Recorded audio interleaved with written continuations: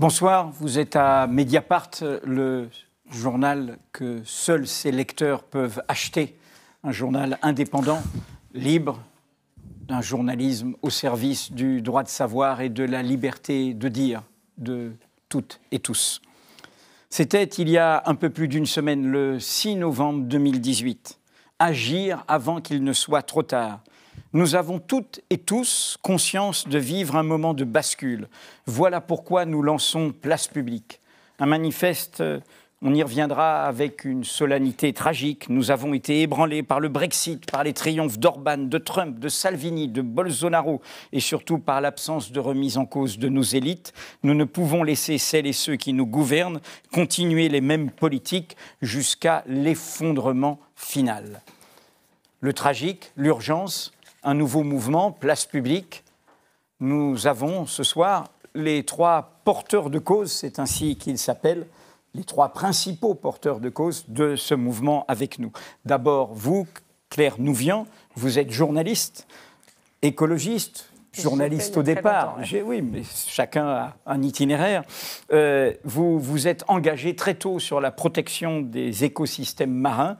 Et vous avez créé en 2004 une ONG, une association qui s'appelle Bloom, contre notamment la pêche en eau profonde, avec une grosse victoire en 2016 par rapport aux eaux de l'Union européenne, son interdiction 10 ans après ce qui avait été à la fois une exposition, un film et un livre, Abyss, où vous faisiez découvrir les abysses justement. Et tout ça vous vaut cette année 2018 le prix Goldman 2018, qui est le plus prestigieux, pourrait-on dire, des récompenses, la plus prestigieuse pour la défense de l'environnement.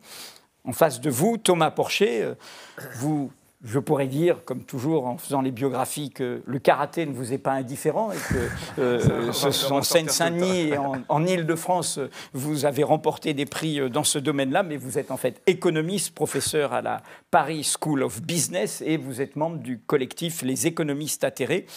Un livre que vous avez coécrit avec Frédéric Farah avait fait pas mal de bruit au moment de la campagne présidentielle et on en avait rendu compte sur Mediapart, Introduction inquiète à la macroéconomie.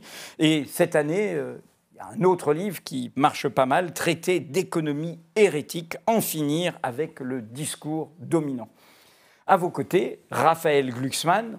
Alors, journaliste, économiste, pour vous on dit essayiste, ça veut dire qu'en fait vous avez fait Sciences Po et que depuis Sciences Po vous avez fait des films, vous avez fait des livres, vous avez fait différents engagements et votre dernier livre qui est sorti peu avant le lancement de ce mouvement Place Publique, c'est Les enfants du vide, de l'espace individualiste au réveil citoyen. On reviendra sur votre parcours car il y a eu d'autres engagements assez importants dans votre histoire. François Bonnet, qui est en face de vous, cofondateur de Mediapart, qui a beaucoup travaillé justement sur l'Europe, qui a été correspondant à Moscou, qui a beaucoup enquêté dans des pays qui vous tiennent à cœur de l'Europe de l'Est, interviendra à ce moment-là. Alors, première question, parce que ce qu'on veut comprendre, ceux qui nous écoutent, c'est qu'est-ce que vous voulez faire ? Nous sommes un mouvement politique face aux urgences, rejoignez-nous. C'est ce qu'on lit en allant sur votre site. Et le premier meeting, la première réunion publique a lieu à Montreuil demain. Ma question est toute simple et choisissez qui d'entre vous commence. On a l'impression, en lisant votre manifeste, que vous écrivez comme si rien n'existait avant. Ce que vous racontez, beaucoup le disent, beaucoup l'ont documenté. Et on a surtout l'impression, quand on voit écologie, démocratie, justice sociale, Europe démocratique, solidaire et écologique, ces thématiques, que c'est une bouteille de plus, que ça, je pourrais le lire chez Europe Écologie Les Verts, chez Génération, chez certains communistes, voire chez certains de la France insoumise. Alors, pourquoi rajouter une boutique à toutes les boutiques existantes ? Et pourquoi pas ? Non, mais c'est vrai. Et pourquoi pas ? Est-ce que c'est gravé dans le marbre que les partis existants doivent être les seuls quand on a envie de s'engager ? Non. Enfin, on a le droit de créer un mouvement. Non, mais c'est vrai. Pourquoi pas ? Il y a des gens aujourd'hui qui ne se retrouvent pas dans les partis politiques et qui ont envie de faire des choses. Il y a des gens qui n'ont pas forcément envie d'aller dans un parti pour servir une écurie et faire élire quelqu'un. Il y a des gens qui ont envie de co-construire quelque chose. Et bien, nous, c'est l'aventure qu'on leur propose. On est un collectif. On a tous une vie à côté. Et on avait envie de créer un mouvement pour que des citoyens ou des gens qui font un petit peu tous les jours, qui ont envie de faire et qui n'arrivent pas à trouver, comme j'ai dit, une place dans les partis, des porte-paroles d'ONG, des porte-paroles d'associations, des associatifs, puissent mettre la main à la pâte pour co-construire ce programme. Et après, si ça fonctionne bien, s'il y a un élan, une dynamique qu'on crée, un élan qui se crée, des gens qui nous suivent, et pourquoi pas, après, déposer une liste et faire en sorte que ces gens-là, ces citoyens-là, soient au cœur des institutions et plus à la périphérie derrière les politiques. Donc, je veux dire, rien ne nous empêche aujourd'hui, parce qu'il y a déjà des partis existants, de créer notre propre mouvement. Raphaël Glucksmann, dans votre livre, vous dites à un moment, pour une écologie tragique, vous dites combien il y a une société de solitude et qu'au contraire, il faut recréer du commun. Et là, quels que soient vos itinéraires, on a le sentiment par rapport à l'existant, à toutes les bonnes volontés militantes, de gens qui collent des affiches, qui travaillent déjà, qui sont là, qui créent, comme si vous ne vous autorisiez que de vous-même et que vous dites, ça y est, nous on arrive et puis tout va être résolu. Non, justement, c'est vraiment pas la démarche.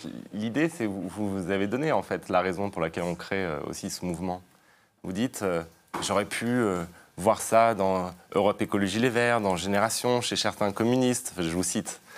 Mais nous, on regarde cette scène politique comme vous, Edoui Plenel, comme ceux qui nous regardent, et on se demande, justement, pourquoi y a-t-il ces partis qui peuvent porter en étendard des valeurs qui nous sont communes à tous, et pourquoi n'y a-t-il pas un mouvement de fond dans la société pour les soutenir, et pourquoi aussi n'y a-t-il pas une maison commune où des gens qui appartiennent à ces partis peuvent venir dialoguer, discuter, sans être en rivalité sur une élection immédiate. Je veux dire, nous, on ne va pas scruter qui vient d'où, et l'idée, c'est précisément, peut-être que notre véhicule est un lieu où on peut parler du projet, parler du programme, et se rendre compte, probablement d'ailleurs, qu'on partage des principes bien au-delà de ces écuries électorales, qu'il y a dans la société des gens qui ne se sont pas encore engagés dans ces partis, et qu'il y a dans ces partis des gens qui veulent discuter ensemble, qui ne sont pas en compétition les uns avec les autres. Nous, on ne veut pas faire une liste de plus, un parti politique, une écurie électorale de plus. On veut vous voulez dire que vous ne serez pas candidat aux élections ?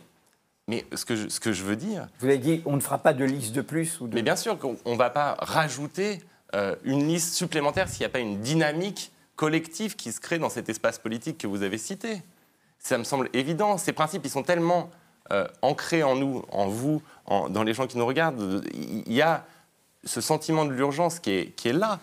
Alors on ne va pas créer une boutique en plus. Nous, ce qu'on veut, c'est qu'il y ait des luttes de terrain qui changent d'échelle, se rejoignent depuis les gens qui luttent contre les boues rouges à Marseille jusqu'au maire de Kingersheim qui expérimente la démocratie participative. Qu'est-ce qu'il y a de commun entre tous ces gens ? Une volonté de construire un projet à la hauteur des périls. Mais ce projet, il peut être partagé par d'autres. Claire Nouvian, vous qui disiez dans un entretien ou un portrait que j'ai lu qu'en général aux européennes vous votez pour les Verts, qui avait un engagement écologique sur une longue durée, la réaction d'Europe Écologie a été là, de dire ça nous on le raconte déjà. Alors s'il y a du tragique, c'est mon sens de la question. Quand il y a du tragique, on se réunit avec ce qui existe, on fait le tour de tout ce qui existe, on n'essaye pas d'être dans un chacun pour soi, même s'il a l'argument de dire on sera la maison commune des autres.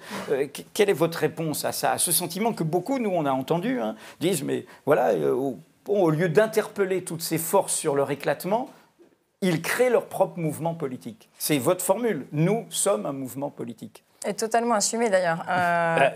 Alors oui, on va clarifier les choses. Pour moi, en fait, c'est très clair et ça permet aussi de parler, je pense, au nom de place publique parce qu'on voit bien qu'il y a une dynamique qui commence à se créer et on voit bien qu'on est en résonance les uns avec les autres. Donc vraiment, le sentiment que j'ai, c'est que on a une foi, en fait, clairement très grande dans les élus verts.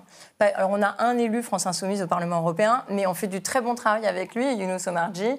Yannick Jadot, vraiment, ça a été notre champion sur la pêche en eau profonde, pêche électrique aussi avec Younous.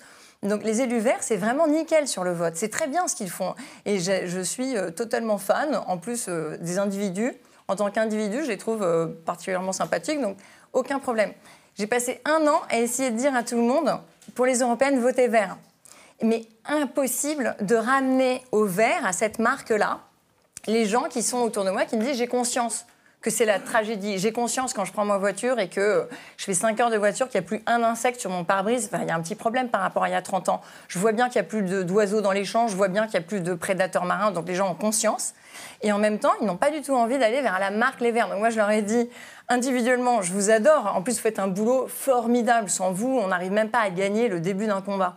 Mais en réalité, il n'y a pas d'attirance pour votre marque. Enfin, et je leur ai dit à leur congrès cet été, et je ne sais pas s'ils l'avaient fort apprécié d'ailleurs, parce que j'étais franche, je leur ai dit, moi, je pense que vous devriez au moins enlever votre marque. ELV, ça ne marche pas. Enfin, ça a marché au moment du truc magique Europe Écologie.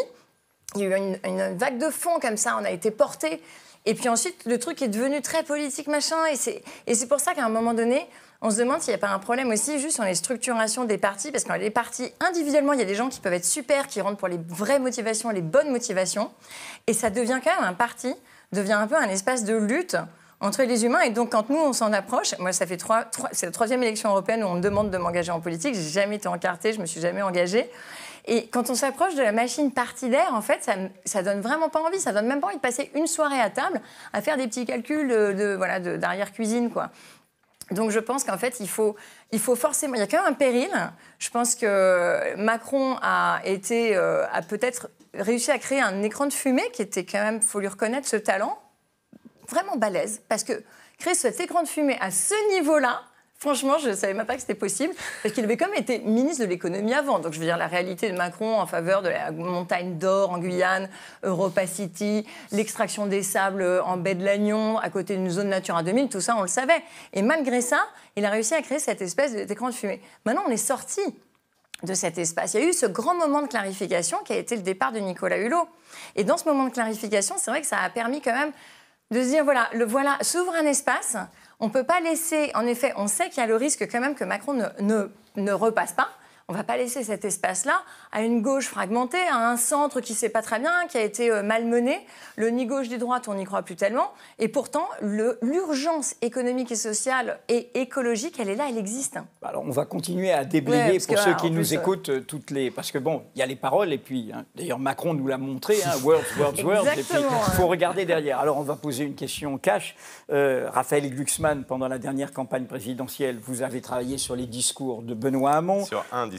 En tout cas, bon, vous allez nous expliquer. Thomas Porcher, vous avez aussi fait des notes sur des questions écologiques. D'ailleurs, Génération a eu plutôt des mots sympathiques sur la création de votre mouvement. Donc, il y a une question toute simple. Est-ce que, en fait, vous n'êtes pas les rabatteurs de Génération? Ou bien, autre version, si vous nous dites non, on n'est pas les rabatteurs, ben pourquoi vous êtes les diviseurs et pourquoi vous n'allez pas à Génération qui n'a à peine un an?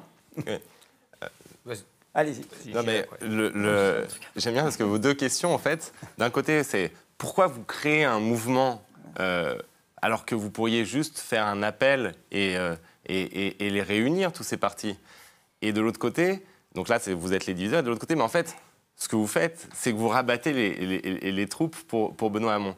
Ben, la vérité, c'est qu'en fait, on crée un mouvement, et qui n'est le faux-nez de personne, on crée un mouvement parce qu'on a besoin d'avoir une structure où on peut réfléchir en dehors justement de ces calculs entre écuries électorales. Parce qu'on voit bien que là, il y a un blocage. Et Douplen, dites-moi honnêtement, sur le fond, ce qui empêche Génération et les Verts, par exemple, de partir ensemble aux élections. Donc vous allez être les marieurs? Non, on ne va pas être les marieurs. Mais ce que je veux vous dire, c'est que vous voyez bien que les écuries électorales bloquent. À un moment où tout le monde est d'accord sur les urgences, en tout cas pour les annoncer, à un moment où le GIEC parle de 2030 comme la date de bascule dans l'irréversibilité de la crise climatique. Et donc, à ce moment-là, on a besoin d'un endroit, d'un lieu, d'un mouvement, mais qu'on espère massif, où on peut partir des expériences de terrain et débattre des idées sans s'obnubiler sur la question des rapports de force dans un espace politique donné. Parce que ce rapport de force-là, eh bien, franchement, il dégoûte un nombre de citoyennes et de citoyens excessivement grand qui pourtant partagent ces principes. Moi, je ne pense pas du tout que, par exemple, quand vous regardez les sondages électoraux, je ne pense pas du tout que cet espace politique de solidarité sociale, de solidarité humaniste avec les migrants, de prise de conscience écologique et de volonté de transformation de l'Europe, ce soit les scores de ces épiceries électorales. Alors, je pense que c'est bien au-delà de ça. Dites-nous ce qui vous a dégoûté de Génération et de Benoît Hamon. Vous écrivez une partie de son discours de Bercy. Non, mais je pense qu'il faut... Là, il y a un exercice, il y a une explication et une transparence à faire. Oui, bien sûr. Il y a 1 an et demi. Vous êtes aux côtés de Benoît Hamon jusqu'à écrire une partie de son discours de Bercy. Pourquoi vous êtes parti? C'est quoi? C'est la médiocrité de l'équipe Hamon? C'est des désaccords politiques nouveaux? Déjà, je ne me suis jamais encarté ni au Parti Socialiste. Oui, mais enfin, si vous écrivez une partie de son discours, vous avez une certaine proximité. J'ai écrit un discours de Sarkozy. Donc, si ça peut juste clarifier un peu le petit savoir. Je ne vous en félicite pas. Pour que vous ayez tous les éléments pour répondre, je vais compléter ce que dit François, un peu cash, parce qu'on parle génération, mais France Insoumise. Claire Nouvian nous a expliqué qu'au premier tour, dans une interview, dans un portrait de Libération, elle a voté, elle, non pas Hamon, mais Mélenchon au premier tour. Moi aussi. Hein, et vous aussi. Et vous aussi. Et elle dit de Hamon, c'est un gland. C'est sa formule. J'y peux rien, hein, c'est écrit, elle ne l'a pas démenti. Et elle dit que Ruffin, député de la France Insoumise, est un type incroyable, c'est le type qui m'inspire le plus en politique, il est juste sincère, la probité même. Bon, avouez que pour des gens qui nous écoutent, quand en même temps ils écoutent très récemment, à Quotidien, Raphaël Glucksmann qui dit « Jean-Luc Mélenchon ne permet pas à une gauche intelligente d'émerger ». Alors, expliquez-nous, parce que peut-être qu'au lieu de nous dire « Yukaïdi, Yukaïda », tout ça est bien beau, mais ce qui vous différencie, tout bêtement, non, mais justement, vos divergences à vous. On a des divergences, mais on s'accorde sur l'essentiel. On a vos divergences, dites-nous vos divergences. On a des divergences sur des votes politiques, vous voyez, on l'a prouvé. On a des divergences sur des points de vue, de rapport vis-à-vis de la France Insoumise, mais on s'accorde quand même sur l'essentiel. Et l'essentiel, c'est 80%. C'est les urgences qu'on a décrites dans l'appel. Écologiques, européennes, démocratiques et sociales. On s'accorde sur l'essentiel. Donc vous voyez, plutôt que de se battre sur les 20% restants, comme l'extrême gauche l'a souvent fait, enfin, par ailleurs, moi je suis issu de ces milieux-là, l'a souvent fait, on s'accorde sur l'essentiel. Et on se dit, voilà, on va maintenant mettre en commun ce que l'on a, on va réunir nos forces pour essayer de porter quelque chose. Et moi je trouve ça plutôt sympathique, ça change, non ? Ça change un petit peu. Et puis, c'est pas parce qu'on j'ai écrit, par exemple, moi j'ai fait des notes sur la transition énergétique pour Benoît Hamon, et c'est pas parce que j'ai fait ces notes-là, parce qu'il me les a demandées, hein. Je l'ai dit dans le portrait, Mélenchon me les aurait demandées, je les aurais fait aussi, hein. Mais c'est pas parce que j'ai écrit des notes à un moment que je dois m'engager toute la vie derrière lui. C'est ça, en fait, les logiciels, moi, que je n'arrive pas à comprendre. C'est-à-dire qu'on est dans un parti, on doit donc militer pendant 30 ans derrière un homme qui est là d'ailleurs depuis longtemps. Enfin, est-ce que c'est ça? Non, il faut à un moment partir d'une année zéro et essayer de renouveler les choses. C'est ce qu'on tente modestement de faire. Et finalement, on a l'impression, on le voit on atteint presque 10 000 adhérents. Donc on sent qu'il y a quand même une partie... Vous voulez dire 10 000 clics sur un site? Oh, mais c'est ce que fait aussi... Alors, il faudrait dire En Marche aussi. Non, mais je dis, c'est ce que fait En Marche, ce que fait la France Insoumise, ce que fait 5 étoiles. Et c'est comme ça, d'ailleurs, qu'ils valident leur alliance avec les néo-fascistes. En une semaine... Je vous rassure qu'on ne va pas s'allier avec les néo-fascistes. Non, mais je parlais... Vous ajoutez un mouvement à des mouvements, voilà, par rapport à des partis qui ont des traditions. Mais je pense que ça s'additionne. Je pense qu'on est complémentaires. Plus que cette histoire de vase communicant en réalité. Je pense que c'est les gens qui sont en dehors des partis, qui ne se reconnaissent pas dans les partis, qui viennent, mais qui se reconnaissent dans les urgences, qui viennent vers nous, plus que l'inverse. Et on voit bien comme les partis se sont d'ailleurs renfermés sur eux-mêmes quand on est arrivé dans les réactions en disant pourquoi vous ne venez pas à Génération voilà. Alors que d'autres gens qui n'étaient pas encartés ont quand même eu des messages de sympathie envers nous. Vous voulez réagir à ce... Non, en fait, nous, en tant qu'organisation, on a évidemment un intérêt à intervenir sur les programmes des candidats. Donc, on a travaillé avec tous les partis, évidemment, sauf... Vous parlez de Bloom, votre organisation. Oui, en tant que Bloom, on travaille, évidemment, on essaie de faire monter en visibilité l'océan, qui est quand même globalement pas très pris en compte.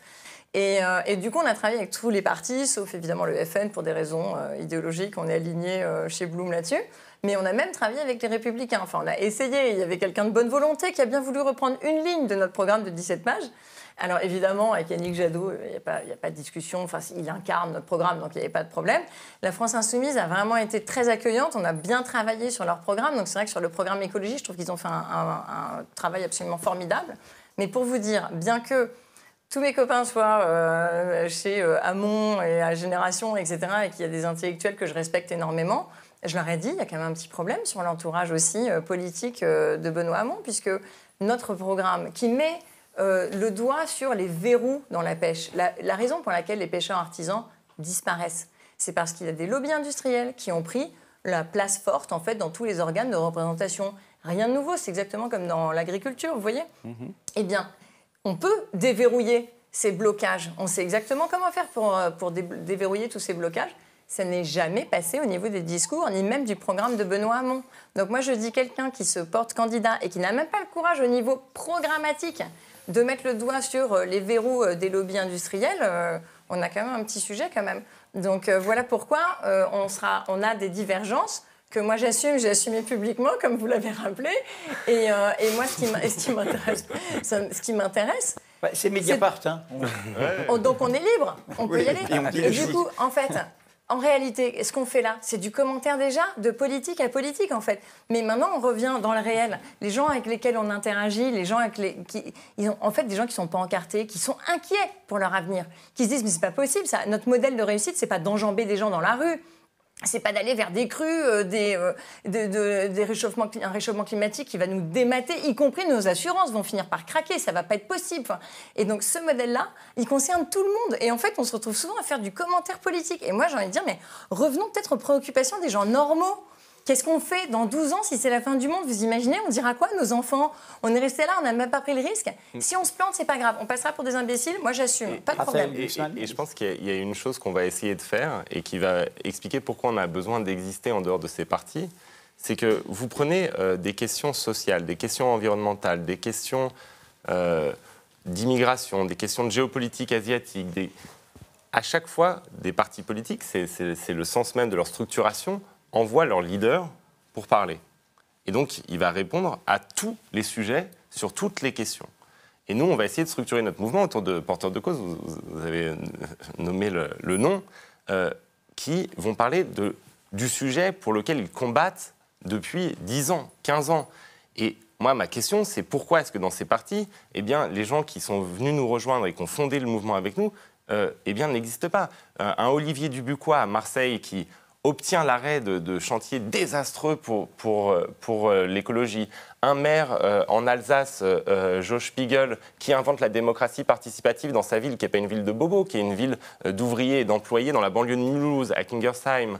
Un pêcheur comme Charles Brenn, qui rassemble les pêcheurs pour lutter contre les lobbies de la pêche industrielle. Un éleveur en Normandie qui fait une coopérative laitière bio. Tous ces gens-là, pourquoi est-ce qu'ils ne sont pas tout d'un coup au premier plan de ces partis politiques qui existent depuis longtemps et qui pourtant ont le logiciel idéologique pour les accueillir? Et c'est ça l'idée, c'est que nous, en fait, on lance un mouvement où ce sont leurs histoires, leurs combats qui vont être mis en avant, et c'est à partir de leurs mots qu'on va structurer une vision du monde. Et vous savez comme moi, enfin même beaucoup mieux que moi, Edoui Plenel, qu'il y a un problème en fait sur cet espace politique, c'est que les mots en fait, ont perdu leur substance et leur crédibilité. On n'arrête pas de chanter l'humanisme, mais les gens nous regardent un peu avec un air dubitatif en disant « Oui, vous avez prôné le vivre ensemble pendant longtemps, alors que vous acceptiez en réalité de vivre séparés. » C'est le prix qu'on paye, en fait, du long gouvernement précédent. Et donc, pour redonner un sens à ces mots, il va falloir partir de gens qui ont des engagements concrets et dont on ne peut pas mettre en doute la parole, la sincérité. On sait très bien que Claire Nouvian, par exemple, quand elle va aller défendre les océans, elle ne va pas être convaincue par 4 lobbyistes parce que ce n'est pas une fiche Bristol qu'elle a appris 10 minutes avant d'intervenir dans une interview. Alors, la politique, c'est aussi la mémoire. Hein. Le présent est toujours fait de passé. On l'a fait toujours avec les politiques en campagne électorale ou autre. Il se trouve que dans la visibilité de chacun de vous trois, Raphaël Glucksmann, vous avez un parcours plus marqué sur des engagements européens. François Bonnet a quelques questions à vous poser. Vous voyez bien les polémiques que vous pouvez susciter, que vos engagements, que votre itinéraire passé peut susciter. Et en préparant ce débat, je relisais un certain nombre d'articles et je tombais sur un portrait publié dans Le Monde en 2015 qui disait ceci: Bernard-Henri Lévy en fait, sans lui avoir demandé son avis, son fils spirituel. Et Le Monde posait cette question: n'est-il qu'un nouveau petit BHL ? Poser la question, c'est souvent y répondre. Et je voulais vous interroger là-dessus, parce que vous voyez bien que c'est un truc récurrent, c'est-à-dire, est-ce que vous êtes la nouvelle génération de l'intellectuel médiatique, de la même manière que les nouveaux philosophes ont incarné ces intellectuels médiatiques, en ont fait parfois une force politique, à la fin des années 70, au tournant des années 80. Sachant que tous, vous êtes nés dans les années 70, je le précise, ce sont des quarantenaires, à peu près. Enfin, moi, je suis moi-même, quoi. Enfin, mais absolument. Non, mais... C'est pour ça que je n'ai pas cité votre père. Vous l'avez remarqué. Non, mais j'ai bien compris. Je n'attache personne à sa généalogie. Mais ce que je veux dire, c'est que moi, mes engagements, c'est les miens. C'est-à-dire que je les mène quand c'est en Europe de l'Est, aux côtés des révolutions démocratiques, ou quand c'est à Stalingrad, aux côtés des migrants, ou quand c'est, je ne sais pas moi, au Rwanda, sur le rôle de la France dans le génocide, ce sont mes engagements à moi, guidés par ma conscience. Et d'ailleurs, des engagements qui me font changer. Moi, je n'ai aucun problème à dire que j'ai évolué dans ma pensée. Et d'ailleurs, j'ai écrit un livre là où je dissèque justement ces évolutions. Vous dites même notre échec est grandiose. C'est ce que dit le début du livre. Oui, bien sûr, d'une pensée qui... Votre génération. Mais de ma génération, mais même pire, parce que dire ma génération a échoué, encore, c'est facile. Moi, je pense que mon logiciel de pensée a contribué à former l'impasse dans laquelle on se trouve aujourd'hui. Et que je ne renoncerai jamais, par exemple, à la défense des droits de l'homme, mais limiter la politique à la question des droits de l'homme, ça a été une catastrophe. Parce qu'en réalité, on a zappé complètement la question sociale et qu'on se la prend en boomerang avec le vote Le Pen ou le vote Salvini et que notre parole devient inaudible. Donc, moi, ce en quoi je crois, c'est une forme de sincérité. Donc, quand ma pensée rencontre ses limites, je laisse le réel ébranler mes logiciels, mon logiciel. Et donc, oui, j'ai évolué. Je pense que, par exemple, le livre que j'ai écrit là, ou le mouvement qu'on lance ensemble, j'aurais pas pu le lancer, j'aurais pas pu l'écrire il y a 6 ans, 7 ans, 8 ans. Alors, juste pour revenir sur votre itinéraire, finalement, quand on regarde 15 ans d'engagement, un peu plus, presque une vingtaine d'années d'engagement, il y a une constante qui est, en termes de vision du monde, qui est un engagement atlantiste. Certains diront néoconservateur. Je dis ça pourquoi ? Parce que je me souvenais du reste que vous avez été un des participants au Cercle de l'Oratoire. Pour ceux qui nous écoutent, le Cercle de l'Oratoire s'est créé au lendemain des attentats du 11 septembre, entre autres autour d'une figure qui est Michel Taubman et qui va être une des figures de proue des néoconservateurs français. Ensuite, vous participez, vous faites même partie du comité éditorial d'une revue qui s'appelle Le Meilleur des Mondes, et où là, on retrouve toute une série d'intellectuels, de chercheurs, Thérèse Delpech, Frédéric Ancel, Bruno Tertré et bien d'autres, qui incarnent dans ce moment-là ce qu'on appelle les néoconservateurs français, ce qui ne veut pas dire qu'ils sont parfois totalement alignés sur l'administration Bush, mais par exemple, tant le Cercle de l'Oratoire que le Meilleur du Monde auront soutenu l'intervention en Afghanistan, en Irak, etc. Comment vous faites par rapport à ça ? Je peux préciser, déjà, j'ai écrit 2 articles dans cette revue. Non, un peu plus. Vous avez écrit dans les 4 premies numéros. Je veux revérifier 2 articles et 2 entretiens. C'est très simple. Et vous êtes au comité éditorial. Alors, je ne savais même pas que j'étais au comité éditorial, donc c'est très sympa. Vous le confirmez. Mais j'ai écrit 2 articles. On peut les prendre. Mais encore une fois, c'est pas. Ma question sur la table. Peut-être que la réponse, c'est que vous avez changé. Non. Et encore une fois, un sur Václav Havel, l'autre sur la révolution orange. Et ensuite, les entretiens, je ne me souviens même plus avec qui c'était. Mais moi, je veux dire, à l'époque, ma grande question, c'était le Rwanda. Enfin, je pense qu'Edoui Plenel s'en souvient. J'ai passé, et mon engagement, c'est ça. C'était pas l'atlantisme, l'Irak, le Moyen-Orient. Enfin, j'ai jamais pris une position publique sur ces questions parce que je n'y connais, franchement, strictement rien. Et donc, ma grande question, ça a toujours été le Rwanda et ensuite les révolutions de couleur à l'Est. Donc, tout ce que j'ai dit sur le Rwanda et sur les révolutions de couleur à l'Est, je l'assume avec force, je le contresigne. C'était une époque où je me souviens très bien, à part, honnêtement, Lutte ouvrière et la LCR, qui étaient les 2 organisations qui acceptaient d'en parler, personne ne nous invitait pour diffuser notre film. C'était une époque où c'était un sujet que vous avez fait sur le génocide. Oui, c'était un sujet et la responsabilité française. Et donc ça, j'y ai consacré 3 ans de ma vie à faire ce film et ensuite à essayer de le diffuser. Voilà. Et c'était pile le moment où il y avait la question de l'Irak et le cercle de l'oratoire et toutes ces choses-là. Moi, je n'ai pas participé à des discussions sur la politique moyen-orientale de l'administration américaine. Je n'en avais strictement... Alors, c'est un problème. Moi, je pense que sûrement, j'ai eu tort de n'en avoir rien à faire. Mais ce n'était pas du tout mon sujet. Comprenez-moi, pourquoi je vous cite ça ? C'est pour venir sur la Géorgie et l'Ukraine. Oui. Et c'est pour ça que je dis qu'on voit une cohérence et qui est tout à fait respectable. Vous êtes le conseiller Géorgie, du reste, c'est BHL qui vous emmène, qui vous téléphone à Tbilissi. Mais je ne veux pas dire... C'est faux en plus, donc je peux vous le dire. C'est ce que vous avez raconté. Bon, mais peu importe. Vous devenez de 2009 à 2012 le conseiller de Saakashvili. et en faisant un travail de conseil, de communication, etc. Parce que un travail tout à fait, un engagement tout à fait honorable. Et puis, quand Saakashvili est battu aux élections de 2013, 12-13, vous allez ensuite en Ukraine soutenir ce qu'on a appelé la révolution du Maïdan. Deux moments, la Géorgie et l'Ukraine, qui sont aujourd'hui analysés évidemment comme des moments démocratiques, mais aussi comme des moments très complexes.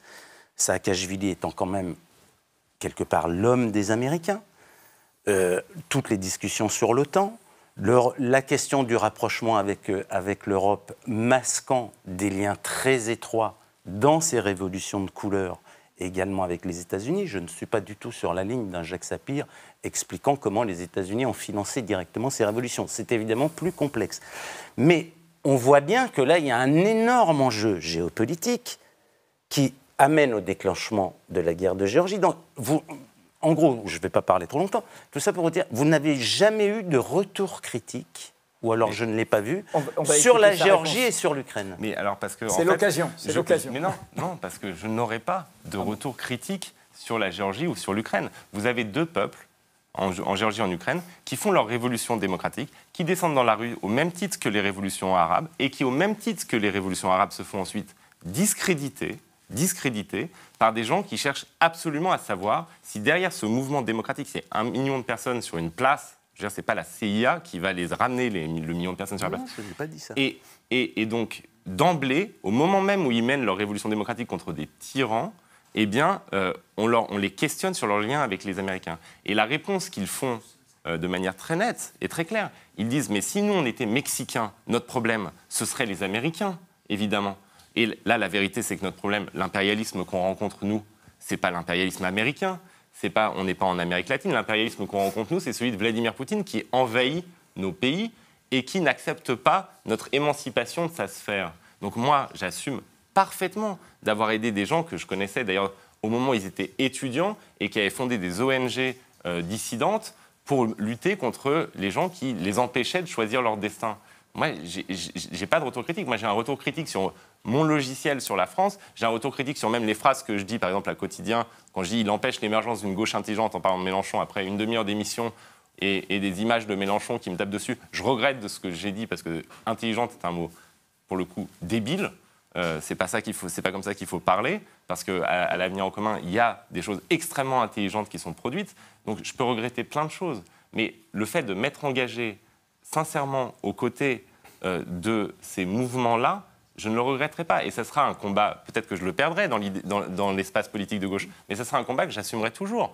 Parce que, fondamentalement, oui, selon les grilles de lecture de Paris, on peut considérer que ces mouvements étaient atlantistes. Mais en réalité, franchement, ils s'en foutaient de l'atlantisme ou pas de l'atlantisme. Pas vraiment. Non, mais ce qui comptait pour eux, c'était... Tant en Ukraine qu'en Géorgie, c'était un peu plus complexe que ça. Raphaël Glussin, pour permettre aux deux autres porteurs de cause d'intervenir là-dedans. Est-ce que quand même, dans ce que rappelait François, c'est-à-dire le type d'engagement avec une histoire qui vous a porté, est-ce qu'il n'y a pas au cœur de ça, et c'est ça qui est la question politique, y compris, on a lu les livres de Thomas Porcher, on a vu les engagements radicalement écologiques de Claire, qui est au fond d'avoir participé à cette illusion qui s'est décomposée sous nos yeux, que les mots de libéralisme économique, les droits de l'homme, il suffit de la démocratie, il suffit de voter.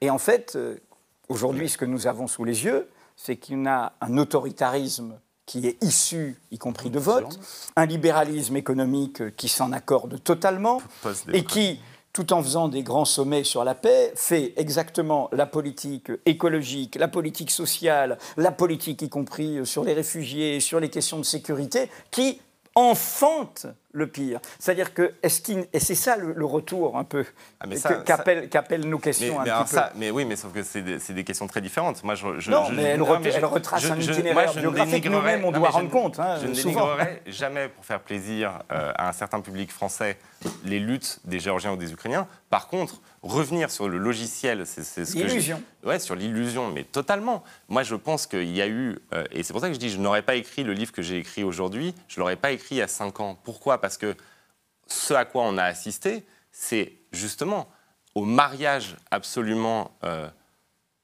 effrayant du libéralisme et de l'antidémocratisme, de manière extrêmement claire. Et donc ça, moi, je fais un retour sur mon logiciel en expliquant que je vivais dans une illusion qui était celle de l'extension des libertés, alors même qu'en réalité, il y avait une captation du pouvoir et qu'il y avait un durcissement des verticalités. Et donc ça, moi, je suis entièrement d'accord pour revenir sur des erreurs philosophiques là-dessus. Mais ce n'était pas exactement la question qui était posée auparavant. Thomas Porcher, là-dessus. Enfin, vous savez, moi, déjà, sur ce qui a été dit là, sur Raphaël, moi, je suis pas... comment vous dire ? Je prends quelqu'un dans son ensemble, on a des points communs. Je suis pas... j'ai pas envie de rentrer dans ce comportement un peu de flic. Parce que finalement, on pourrait tous, même sur vous, finalement, on pourrait dire des choses... Moi, ça va, le dossier est abondamment documenté. Dans l'extrême gauche... c'est pas un comportement de flic. Non. On a tous des engagements, on a tous des parcours intellectuels. Oui, mais vous aussi, au monde, vous avez fait des choses qu'une partie de la gauche... Où sont les cohérences, où sont les ruptures, voilà, c'est un avant Mediapart, vous étiez au monde, et le monde a fait des tournants... Pardonnez-moi, mais pourquoi j'estime et je trouve, puisque moi aussi, j'ai évolué sur ces questions. Mais vous aussi, vous avez évolué. Sur la Géorgie, sur l'Ukraine, j'ai été amené à couvrir ces révolutions comme journaliste et 10 ans, 5 ans plus tard, oui, j'ai aussi évolué là-dessus. Et je pense qu'un retour est intéressant à faire. Bien sûr.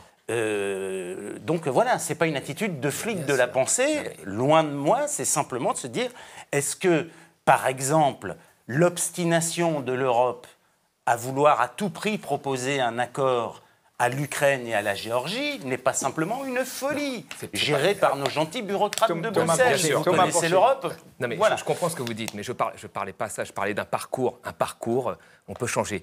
Je sais qu'il y a des gens parmi nous qui ont voté pour le oui à la Constitution, d'accord, et qui aujourd'hui s'en mordent les doigts. Et c'est pas pour ça que je vais leur taper dessus. Vous parlez du vote de 2005. Voilà, de 2005. Enfin, il y avait toute une partie de l'extrême gauche, et moi j'ai voté non.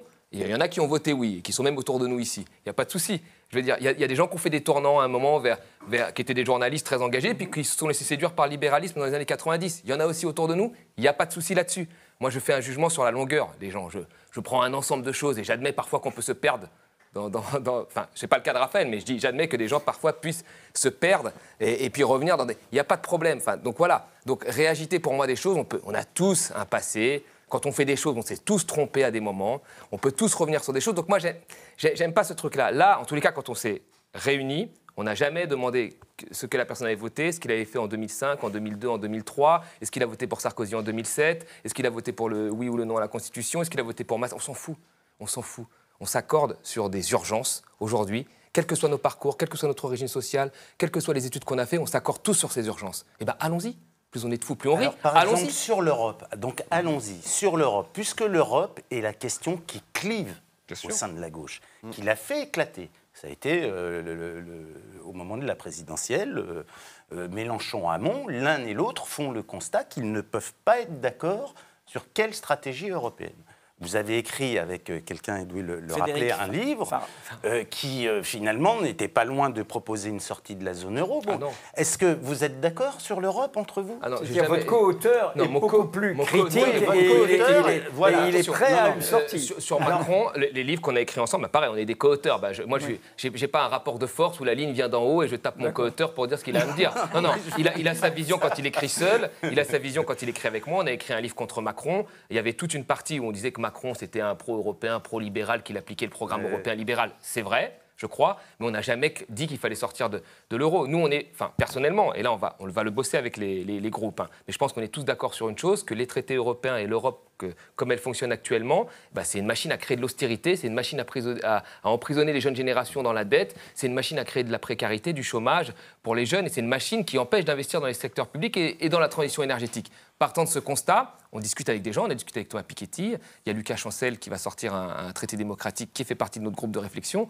et on discute pour essayer de trouver une solution. Mais c'est clair que je pense qu'on pense tous que c'est pas parce qu'on sera sorti de de l'Europe, de l'Union européenne, plutôt qu'on sera sorti du libéralisme. Vous savez, le Brexit, là, je pense qu'ils vont continuer à être des libéraux. Les États-Unis ne sont pas dans l'Europe, ce sont des libéraux. Vous avez plein de pays qui ne sont pas dans l'Europe et qui restent des libéraux. Donc, le problème, c'est vraiment de voir comment on peut changer l'Europe, parce qu'on pense qu'on est tous dans le même bateau. Grecs, Allemands, Français, on est des Européens, on s'aime tous, on est dans le même bateau. Il faut changer l'Europe telle qu'elle fonctionne.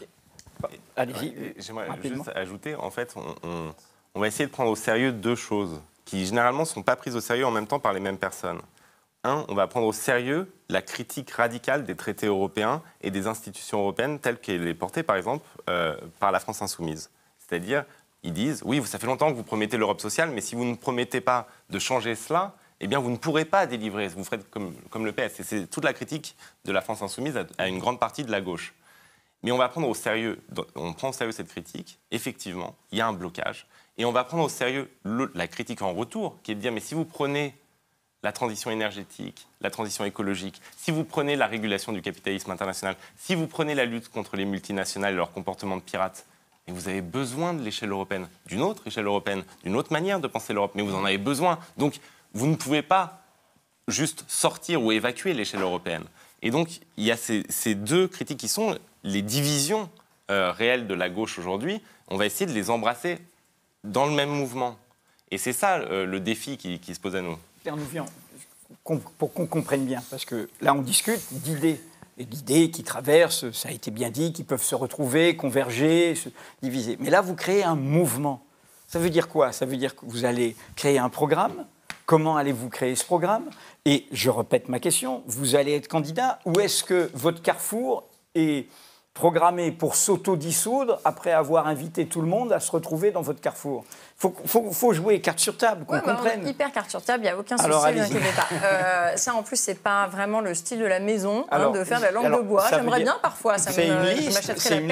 J'adhère à un mouvement qui va faire sa liste, qui va me proposer des réunions de groupe, qui va me proposer d'être candidat. Je veux savoir. Alors, déjà, pour revenir à l'Europe, quand même, j'aimerais bien dire un petit mot, parce que pour le coup, je pense que je la pratique un petit peu plus, finalement, au quotidien que pas mal de gens.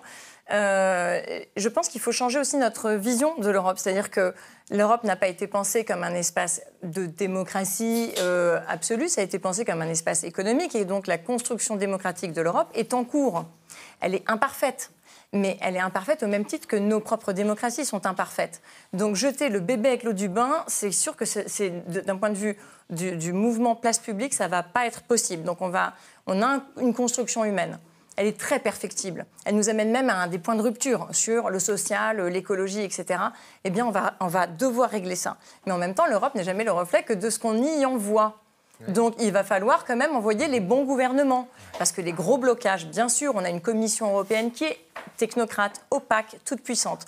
C'est très problématique. Mais on a un Conseil qui bloque. C'est le Conseil européen. Mais le Conseil est terrible, vous voyez. Donc c'est quand même, je voulais dire ça parce que... Vous n'êtes pas les seuls à faire ce constat, hein, nous l'entendons. Donc maintenant, qu'est-ce que vous allez faire? Et donc nous, bien sûr, on va construire, c'est toute l'idée de ce mouvement. C'est qu'en fait, on va le co-construire avec les gens qui sont à l'œuvre. C'est-à-dire ceux qui sont en effet dans les associations, mais pas seulement, les gens qui ont mis en œuvre déjà des solutions qui sont opérantes au niveau du terrain, et avec des experts. Parce que ce qui nous désole le plus dans ce constat, en effet, c'est pour ça que je suis contente qu'on reparle de l'avenir, parce que quand on parle du passé, je me dis, mais c'est l'avenir qui compte. Et donc dans l'avenir, qu'est-ce qu'on a? On a en effet une ligne d'horizon qui est tragique. Mais ce qui est vraiment tragique, c'est qu'en fait, il y a des solutions pour tout qui marchent, qui existent, qui permettent d'être beaucoup plus généreux, solidaires, de mettre tout le monde à l'abri du besoin, et de même pouvoir penser qu'un jour, on pourrait améliorer et sortir de de cet horizon tragique pour se dire on a un collectif qui fonctionne. Et donc ça veut dire qu'on fait remonter les solutions qui marchent. Il va falloir sans doute être créatif pour des solutions qui n'ont pas été pensées. Mais en vérité, ce serait aussi très prétentieux de penser qu'on va imaginer des choses qui n'ont pas été pensées. Sans doute, on va être créatif sur 2-3 trucs. En réalité, c'est déjà un recensement de tout ce qui fonctionne. Donc, on a là, évidemment, énormément d'expertise qui est disponible au sein du secteur associatif et au niveau aussi, prenons un éleveur on prend un éleveur. Vous savez, Fabrice Aigron, vous connaissez Fabrice Aigron, en direct des éleveurs dans la région de Nantes, formidable. Un type qui est éleveur de lait, qui, comme beaucoup d'éleveurs de lait, produisez à perte. Donc c'est quand même insensé de se dire que les gens qui travaillent, qui nous donnent notre nourriture, mais produisent à perte. Mais quelle violette. Mais en fait, déjà, ils se sont dit, soit en fait, on perd 80 000 euros par an et voilà, je suis dans mon coin et je suis foutu, soit je me mutualise. Eh bien, vous savez qui ne lui a pas accordé en fait un tapis rouge, on va dire, pour accueillir cette solution d'avoir une mutualisation des éleveurs? Ce sont en fait les banques. Parce que la FNSEA tient en effet aussi les banques. Donc, alors que la grande distribution a accueilli ça. Donc, typiquement, ça veut dire qu'on est sur des verrous sur tous les secteurs. Si vous lisez Mediapart, vous savez que nous traitons ça aussi. Nous ne sommes pas que des apporteurs de mauvaises nouvelles. La Libye, Cosmos, Amésis, on ne traite pas que les catastrophes. On dit aussi qu'il y a l'invention de la société, c'est un journal participatif. Donc je répète ma question à laquelle depuis le début. La liste, est-ce qu'il va ma question, c'est pas seulement la liste. Qu'est-ce que vous faites? Vous annoncez sur votre site un programme en février et une gouvernance. Vous allez dire, on va définir la gouvernance. Moi, j'ai été voir sur le site. Je ne comprends pas comment ça marche, à part de laisser mon mail. Mais encore une fois, le mail, c'est aussi la manipulation populiste, les mouvements gazeux. L'un l'a employé. Je répète, les partis, ils ont leurs défauts, mais ils ont leurs traditions. Il y a des débats, il y a des orientations. On n'est pas instrumenté par ceux qui pensent être les sachants ou l'avant-garde. Donc moi, j'aimerais comprendre, encore une fois, très concrètement, c'est quoi votre mouvement politique ? Très basiquement, et comme il y a une échéance électorale et que vous vous posez sur l'Europe, est-ce que vous allez lancer votre liste place publique sur l'Europe? Alors, sur le programme, c'est très simple. On a 4 pôles qui sont écologie, démocratie, Europe et justice sociale. Ouais. Ces pôles sont organisés par groupes de travail, des groupes de travail qui marchent par capillarité, c'est-à-dire qu'on fait remonter de toute la France des individus qui soit font, soit savent, soit pensent. Voilà. Et tous ensemble, on est en train de co-construire un programme. Est-ce que ça clarifie cet aspect-là? Oui? Non? Oui, enfin, c'est votre réponse. Bon. Ah bah oui, c'est notre méthode de travail. Voilà. Ensuite, sur la gouvernance, étant donné qu'on se rend bien compte que ce mouvement a une vocation qui va être sans doute la plus difficile à remplir, c'est qu'on voudrait changer le rapport aux politiques. Puisque tout à l'heure, je vous disais, quand on s'approche des partis, même si les individus, ils sont merveilleux individuellement, l'ensemble collectif ne fait pas du tout envie. On arrive dans un espace de lutte. Et nous, on voit la politique, la pratique de la politique. Alors ça, je veux dire, je connais très bien. On voit la politique dans sa pratique comme une espèce de zone pathogène. Et donc, on se dit que si un jour on devait avoir des élus, ils vont aller à la zone de contamination. Donc nous, on doit rester un mouvement citoyen qui reste un endroit de ressourcement. Et donc, pour faire ça, et c'est là le plus gros enjeu et la plus grande difficulté, c'est qu'on organise, du coup, tout va reposer sur quoi? Sur la gouvernance, pour s'assurer que ce n'est pas un espace de lutte, qu'en fait, on continue la coopération et que ce qu'on prône individuellement, on arrive à le maintenir au niveau collectif. Donc, on a une cellule de gouvernance qui est mise en place, qui est faite de penseurs comme Patrick Vivray ou les gens de Alternativa ou l'Université du Nou ou les Jours Heureux, enfin des experts qui ont déjà pensé, qui ont regardé les mouvements, qu'ils soient politiques ou non, et qui viennent réfléchir sans être affiliés au mouvement pour nous dire, nous, retour d'expérience sur les partis, même avec les meilleures intentions qui se sont quand même transformées en espace de lutte, parfois de haine. Patrick Vivray, il dit, les partis politiques, c'est le seul endroit où vous êtes sûr de perdre vos amis. Et nous, on se dit, maintenant, ce serait formidable, c'est que non seulement on ne perde pas nos amis, mais qu'on s'en fasse. Ouais. Et ça va être le plus dur. Et après, une liste, alors? Et alors c'est après, en mai, si les on élections est porté, européennes. Si vous nous aidez d'ailleurs à porter avec cette super vidéo... Nous, on est indépendants. On a déjà eu quelques tentatives d'annexion et il n'y en aura pas. Une bonne vidéo, ça nous permettrait peut-être de convaincre des Françaises. Nous, on donne la parole et on pose des questions. Voilà. Et si on a des Françaises et des Français qui voient la vidéo, qui disent « Voilà des gens qui ont envie de faire un truc, je me reconnais là-dedans », placez-vous du point de vue du citoyen... Voilà, conscient comme vous tous de la catastrophe, des échéances. Voilà, est-ce que entre la catastrophe écologique, les crises financières, enfin bref, que nous marchons bien aveuglement au bord du gouffre. Ok, on le sait, on le sent, voilà. Et on se dit, chacun, justement, on ne peut pas faire tout seul. On peut l'écrire, on peut faire des manifestes, des appels. Et on se dit, mais voilà, encore une initiative qui s'ajoute à d'autres initiatives. Vous avez vu, vous avez lancé votre initiative il y a une semaine. Vous avez dit l'Europe solidaire des migrants. Et ce matin, des gens que vous connaissez annoncent, eux, leur manifeste et leur liste pour une Europe migrante et solidaire. Alors, c'est avec cette liste que vous avez fusionné? Qu'est-ce que vous allez faire? Regardez, enfin, ça Vous n'êtes pas d'origine maoïste, vous êtes d'origine d'un autre mouvement. Donc non, les fleurs c'est moi qui parle tout seul. Les fleurs qui s'épanouissent, non mais ça existe. Mais c'est très bien. Mais c'est très bien qu'il y ait un mouvement qui se lance sur la question des migrants pour mettre la question des migrants au cœur du débat public. C'est très bien. La bonne formule, c'est une alors, liste. ça c'est non, mais bien sûr, mais ça, c'est la discussion. Moi, je ne pense pas qu'il faille annoncer une série de listes.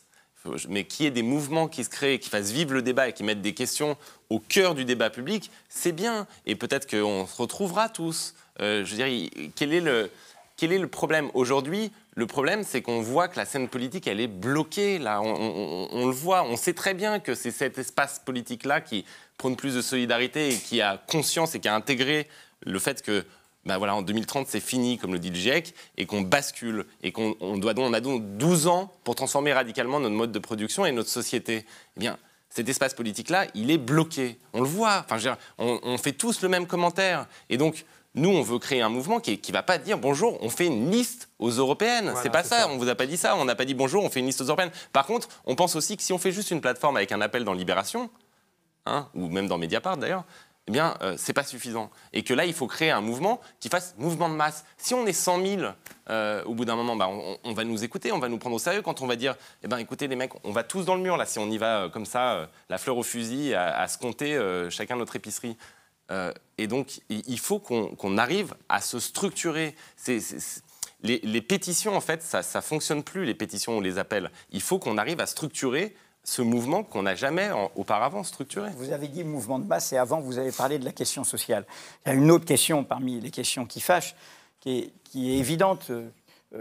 Tous les murs qu'il y a dans notre société en France sur les discriminations liées à la condition sociale, liées à l'origine, liées à l'apparence, à la croyance, on les documente énormément sur Mediapart. Qu'est-ce que vous répondez à ceux qui se disent « Bon, c'est très bien, ils donnent des idées, mais enfin tout ça est très triplement parisien ». Ah non, ça c'est faux. Non, mais vous allez me répondre. Je veux dire, qu'est-ce que vous leur répondez, justement Quand je dis parisien, socialement parisien, géographiquement parisien, et même, y compris tous les deux, vous êtes très présents dans les médias. On ne va pas vous faire le reproche, nous, on est un média. Mais en même temps, cette idée de la bulle médiatique, de gens, je répète ma formule, qui ne s'autorisent que d'eux-mêmes. Il y a plein de gens intelligents, mais vous le dites dans votre livre. Ça, c'est la solitude. C'est comment on est intelligent à plusieurs, comment on fait du collectif, comment d'autres vous contrôlent dans un collectif. Donc, qu'est-ce que vous répondez à ça ? Déjà, il faut regarder la liste des signataires. Il y a vraiment des gens qui viennent de partout. Caroline Kamal, Clermont-Ferrand, vous avez Olivier Dubuquois à Marseille, vous avez vraiment des gens qui viennent de partout. Rui Veng, que vous connaissez, qui a fait les manifestations sur les Chinois, qui est d'origine asiatique, qui vit en banlieue. Moi, j'ai grandi en banlieue. Enfin, il y a vraiment des gens qui viennent de Emmaüs. Voilà, exactement. Donc, vous avez vraiment des gens qui viennent de partout. Ça, c'est la première. Alors, déjà, c'est la première chose. Deuxième chose, tout le monde ne veut pas faire des médias en réalité. Il y a beaucoup de gens dans le groupe qui ont dit bon, vous avez l'habitude de passer dans les médias, donc vous pouvez le faire dans un premier temps, mais tout le monde ne veut pas faire des médias. Il y a des gens dans le groupe qui ne veulent pas faire des médias, il y a des gens qui ne vivent pas sur Paris et donc qui font des médias régionaux. C'est le cas d'Olivier Dubuquois ou de Joe Spiegel ou de Vincent Carry qui est à Lyon. Donc vous voyez, donc après il y a une déformation et on en a beaucoup discuté. Il y a eu beaucoup du mouvement qui a été personnalisé autour de Raphaël et qui gênait d'ailleurs Raphaël. La première page de Libé, ça fait beaucoup de négociations entre nous. On voulait mettre un groupe, enfin c'est un mouvement collectif. Donc après il y a une déformation qui est faite par les médias. On n'y peut rien, mais nous, quand on est tous autour d'une table, croyez-moi, il n'y a pas de chef, de machin, il n'y a pas de choses comme ça. C'est un mouvement qu'on veut le plus collectif possible. Le texte, on l'a validé dans une AG à plus de 100 personnes. Donc vous imaginez comment ça a dû être compliqué. Vous savez ce que c'est de gérer des gens. On l'a validé à 100 personnes, donc chaque mot, chaque virgule, il fallait prendre en compte ça. On a tout fait. Et on trouve ça plutôt sympathique. Donc on espère que ce collectif, en tous les cas entre nous, parce que ça va s'étendre de plus en plus, va perdurer. Et ce qui est bien, je pense, l'avantage, c'est que pour nous, la politique, ce n'est pas alimentaire. On n'est pas là, encore une fois, pour se faire élire. On a tous nos vies à côté. Ce n'est pas vital pour nous. On n'est pas là depuis 25 ans, 30 ans ou depuis 15 ans. On s'en moque. On est vraiment là. À perdre, en fait. On a même plutôt à perdre, soit dit en passant, puisque si ça rate, on aura pris un risque. Donc, vraiment, on a fait ça parce qu'il y avait ce sentiment d'urgence. Définissez la situation où ça rate. C'est quoi la situation où ça rate ? On n'aura pas réussi à justement drainer le nombre de gens pour faire une masse et pour faire que ces urgences-là pèsent encore plus sur le débat qu'elles ne pèsent déjà actuellement avec les partis traditionnels qui s'en sont emparés. Mais obliger ces partis à se mettre autour Mais d'une table et à mettre en commun, c'est- vous avez des liens avec Génération, mais aussi avec d'autres gens de sensibilité de la France insoumise. Est-ce que votre idée, au fond, qui serait rationnelle, c'est de se dire on fait rapport de force, mouvement de masse, et au bout d'un moment, le rapport de force est tel que la France insoumise, Génération, d'autres, Europe Écologie, se retournent autour d'une table et discutent grâce à vous? Oula, oui, mais ça, ce serait... Oui, mais pourquoi pas, en fait? Pourquoi créer des différences? Pourquoi pas créer tout le temps des passerelles entre des gens qui partagent les mêmes urgences? Ce serait plutôt une bonne chose. Moi, j'avais signé une tribune à l'époque, alors elle n'engage que moi, bien sûr, où je veux... avec d'autres d'ailleurs, Caroline Dehaas, etc., Maxime Combès, Mathilde Larrière, on avait signé une tribune pour l'alliance Hamon, Jadot, Mélenchon, parce qu'on pensait qu'effectivement, s'il y avait une alliance des gauches, on n'en serait pas là aujourd'hui. Donc pourquoi pas, à un moment, si ça fonctionne, ça prend une masse critique, vouloir créer des passerelles. Mais on ne commence pas par ça, nous. On ne commence pas par faire une force pour créer des passerelles. Mais vraiment pas. Enfin, voilà. Là, je me permets d'intervenir. Bien sûr. Ça me rend malade de voir les réflexes, évidemment. C'est vrai qu'on est un ovni politique, parce qu'il existe des mouvements citoyens, il existe des partis politiques. Et en fait, vraiment, on veut changer le rapport aux politiques. Ça veut dire quoi? Ça veut dire que... Pardon, juste une petite incise. Oui, mais France Insoumise et Génération se définissent aussi comme mouvement. Oui, Donc, tout à fait. Et la République En Marche Sauf aussi. qu'en fait, on est quand même... Attendez, je termine juste ce que je voulais dire, Allez-y, comme ça vous pardon. allez Non, mais- comprendre ce que pardon. j'avais en tête. Oui, oui. Mais nous, en fait, notre objet, c'est de mettre le programme, les idées, vraiment avant le personnel politique. Et donc, y compris dans le mode de désignation, s'il devait y avoir une liste, si on est porté, s'il se passe un truc, bien sûr qu'il faudra faire une liste. Ce serait idiot de ne pas en faire une, puisqu'on ne sera jamais mieux représenté, puisque l'intérêt général, et vous le savez, puisque vous documentez ça au quotidien, est trahi en permanence par les majorités. Évidemment, pas par ELV, etc., mais par les majorités. Et donc, on ne sera jamais en meilleure position d'aller assurer la défense de l'intérêt général que nous-mêmes. Mais à un moment donné, on est vraiment dans cet état d'esprit où on va définir les services à rendre à l'humanité et à la planète. Et ensuite, on mettra le personnel en face. Mais ça veut dire que dans le mode de désignation, c'est pas des tractations d'arrière-cuisine. Parce que ça, c'est le réflexe. Alors, tout le monde est en train de négocier sa place, mais c'est justement ça qu'on veut éviter, vous comprenez? Et c'est, je crois, ça dont les Français ont marre. Ils en ont marre. Parce qu'ils sentent bien qu'il y a une espèce de capture du politique, finalement, par une espèce d'élite politique qui pense stratégie, qui pense alliance en permanence et qui oublie de penser à l'avenir, qui oublie de penser à des choses bien plus importantes. Donc la politique est une rente. Comment est-ce qu'on sort de ça? Le militantisme est une rente. Comment on casse cette espèce d'appropriation, comme si la politique est une propriété? Non, il faut revenir dans un truc de service. C'est vraiment c'est fondamental. Dernier mot, on arrive à la fin. Raphaël. Mais non, je C'est pense bon. qu'elle a le dernier Demain, mot. on a notre Elle a le meeting, dernier mot. on va D'accord. voir ce que ça donne. On a notre plateforme Place Publique EU où on peut s'inscrire. On atteint presque les 10 000. Voilà, on espère qu'il va y avoir un mouvement autour des thèmes d'abord, avant de penser aux individus qui vont être mis dans une liste pour des élections. Et puis c'est étape par étape. Enfin, on essaye de lancer quelque chose qui soit plus qu'un feu de paille. Genre, combien on en a signé, Edoui Plenel, des appels, des textes qui disent eh bien, ceci est scandaleux, ceci est imbitable. On avait fait un appel de Calais, je me souviens, où on était 900, quoi, et c'était une très mauvaise vente de Libé, et les gens en sont sortis, ils détestaient les migrants, alors que nous, on leur demandait de les apprécier, parce qu'ils en avaient marre de cette gauche qui parlait d'en haut, en fait. Et on essaye de créer justement l'inverse de ça, de faire un mouvement qui se structure sur toute la France, qui ne soit pas un truc de bobo parisien, justement, ou d'un télo médiatique, qui soit quelque chose qui existe et qui fasse remonter des solutions. Alors, peut-être qu'on ne va pas y arriver, hein. C'est tout à fait possible qu'on n'y arrive pas, on n'est pas des experts, on ne l'a pas fait 50 fois dans notre existence, on a tous eu des trajectoires différentes, et on se retrouve sur la volonté de créer ce mouvement. Ben voilà, on verra si on y arrive, mais ce qui est certain, c'est qu'au moins on aura essayé. Merci Merci à tous, à vous, toutes merci. et tous, et affaire à suivre, hein, Place Publique. Hein, nous allons regarder depuis ce média d'intérêt public. N'oubliez pas, nous ne vivons que du soutien de nos lecteurs. Offre spéciale jusqu'à minuit ce soir, 6 mois de Mediapart pour 20 €. Et restez maintenant, place à la gauche radicale belge.